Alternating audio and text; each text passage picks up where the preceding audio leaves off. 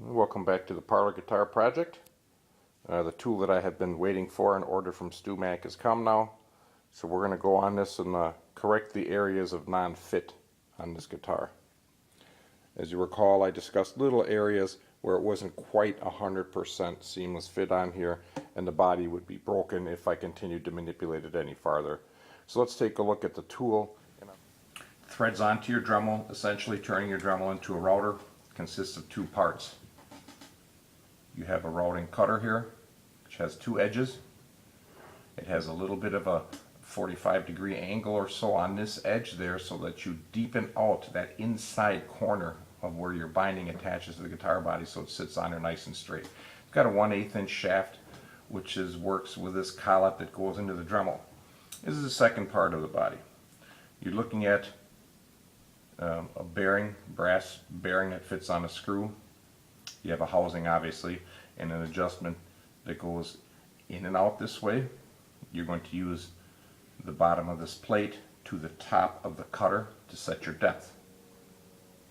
A depth on here is done by moving the tool up and down inside the collet there. It does take quite a while to adjust this, so make sure that your adjustment is correct, because once you start routing the body on here, you can't fix that if you went too deep. So make sure that your depth is correct. Simply gets attached like this. You're going to want to run this all the way up at 10. As fast as it'll go, it'll cut meter. Okay, now that I've showed you the tool, let's talk about how we use the tool the right way. You're going to want to perform an operation called climb cutting, which is that you're going to be using the tool going on here obviously, but you're going to want to get the tool to pull itself along the work, constantly feeding down into the tool. If you go the opposite direction, you will be pulling the material up into the tool, and what you're going to end up doing is cracking this edge, splintering it, and tearing it out, versus being fed into it where you're going to continually cut. This will continually tear. So as you watch the rest of this video here, we'll manipulate it around this way and we'll show you what that edge looks like. And we're going to put a 90 by 250 thousandths binding on here, which is what I have set this to. Again, very carefully make sure that this is set correct. I like to use a second piece of wood here so that I know my depth is correct and my width is also correct. Make sure you have something else to practice this on, and if you're not comfortable with this right away, practice, practice, practice, because when you change the body, you cannot repair it again. Like everything else I tell you, use patience when working with this stuff, and if it takes a few practice runs, take the practice runs so you don't wreck what could be potentially your favorite or very valuable guitar. So let's set this up. Alright, here's the very simple setup that I do. I use some pistol grip clamps here to hold the work in place. Don't clamp it too tight because you don't want to hear any cracking on there. You're going to want to tape that edge off where the bearing rolls along, just to keep from scratching it or damaging the surface. You want to do this one continuous piece of tape so you don't change the thickness of it, and no wrinkles anywhere in there. Make sure it's taped on nice and smooth. I also tape up the plate on the cutter itself so it doesn't damage the top.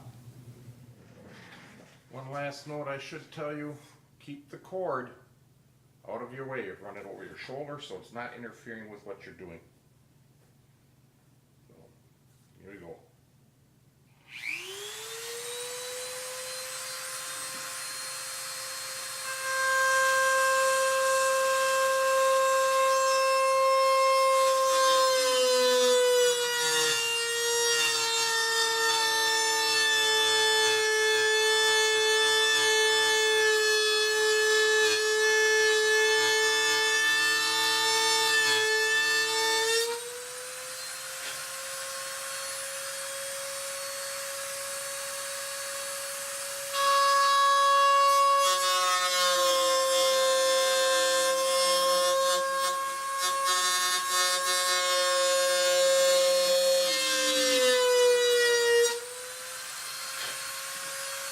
Work along there slowly.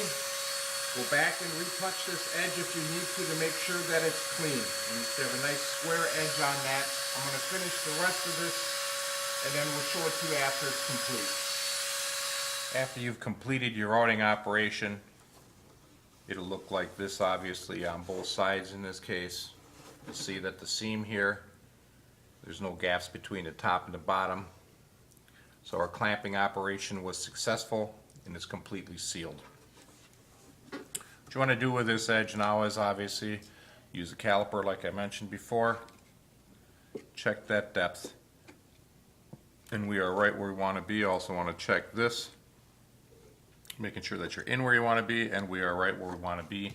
There's enough for the binding when it goes on here that we can take a razor and scrape it flat so we don't have to move or adjust this finish in any way. Now, there may be little nicks and dings, ins and outs here from routing, even if you've taken several passes to make sure that you're exactly right there.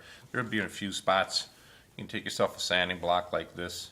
It's got some stick-on paper on it, but notice tops and the bottoms are not sanded because we're going to ride along that edge right here, and we don't want to change that edge by pressure moving in and out. We want to keep that edge flat where it was, and all you're going to do is that you're going to dress that top so when the binding goes on there, you're not going to see any dents or dings, ins and outs.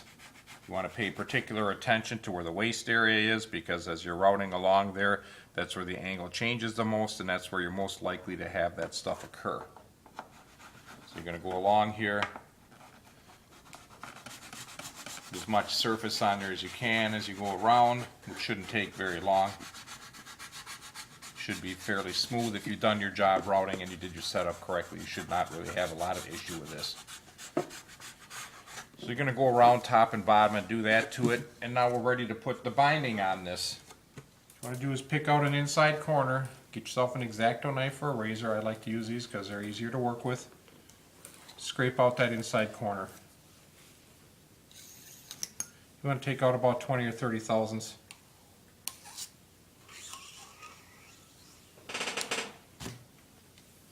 Leave that all the way along that single piece. You've got your binding prepped and you're ready to put that on your body now. So let's take a look at what you're going to need for that. You're going to need some of this painter's tape. You don't want to use duct tape because it'll tear the finish off of an old guitar if you leave that on a guitar for more than a couple of minutes. Some of these glue brushes, I buy these, they're cheap. You get 10 of them for $2. Throw it away, you don't have to worry about the cleanup afterwards. Of course, my favorite, universal wood glue here, Tight Bond, works good for all these applications. Some clean water to wipe up any excess glue that squeezes out. A hair dryer for when you find those tight corners like your waist, for example, or that first bout. This helps soften up the plastic a little bit on the binding, and that'll make it easier for you to work that around the body and also keep it tighter in there when you glue it on. So, first thing you want to do, once you get your body in here, I like to tear these little strips for the start out so I can have those handy. Start out here, you're going to put a little glue around that edge. Don't worry about the top, you're going to be wiping that off. I put some glue on my strip here. That's to ensure that we get enough to make a good seal, 100% seal we want.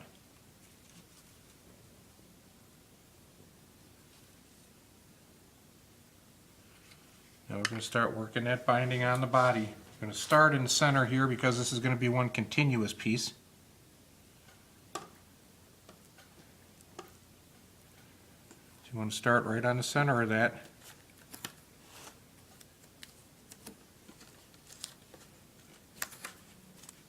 Get that first piece of tape on there.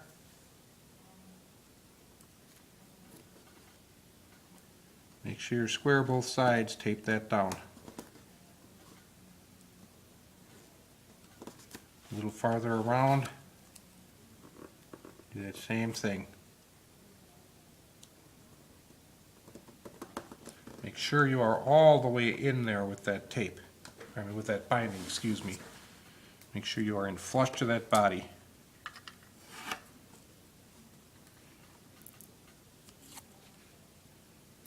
Get it in there, pull that up tight, get that tape right on the body.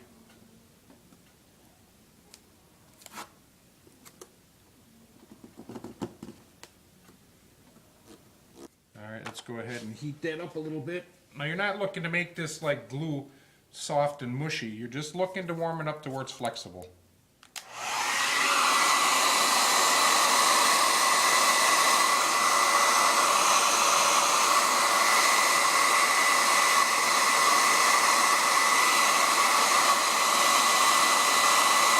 Just like that, I can feel it's a little softer already.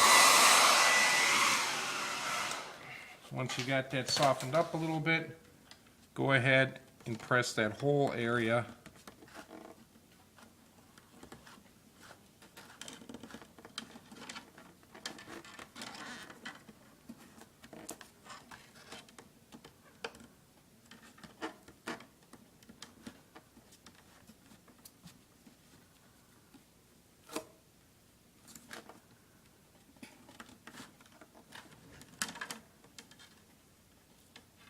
And at this point we need to put a little more glue in here.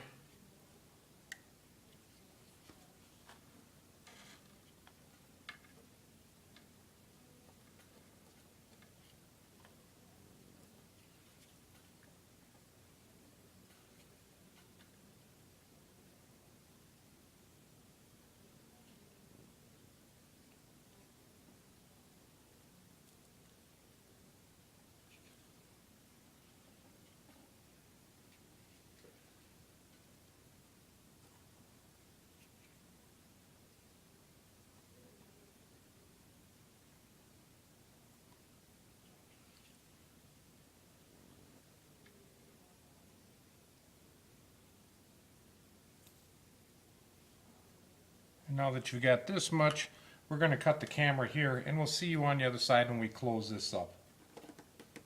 Alright, as you can see, we've gone around the body now. There's lots of tape on there. The more the better. Don't try to skimp on it, get around there. Now, when you get to the end here, what are you going to do here? What you're going to need to do is splice this joint together right here. So you're going to take a little time to do this, but you're going to get yourself an X-Acto knife essentially right here. Where that joint sits there, you're going to go a little bit past it. Right about in there. So you can take off about this much. Try not to cut your fingers off either.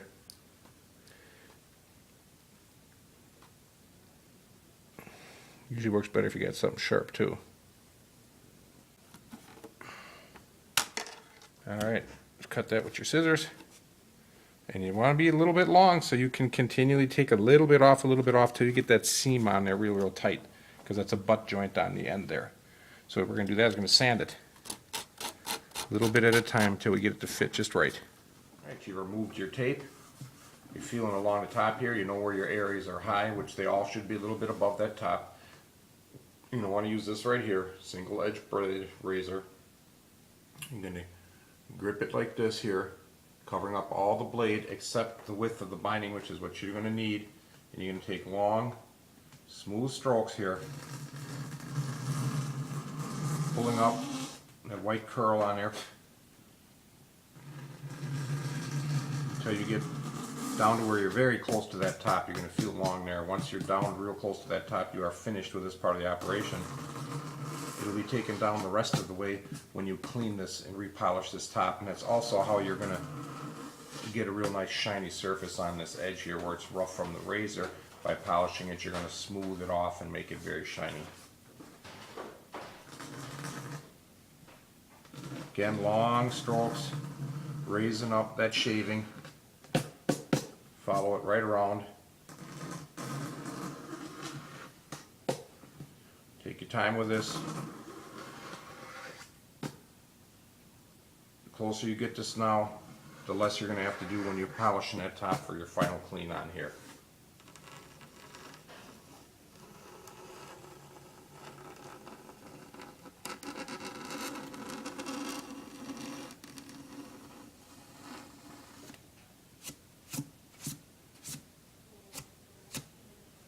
After you've completed shaving the binding down like that, smoothing it out as much as possible, you're going to want to hit that with some 2500 grit wet and dry paper.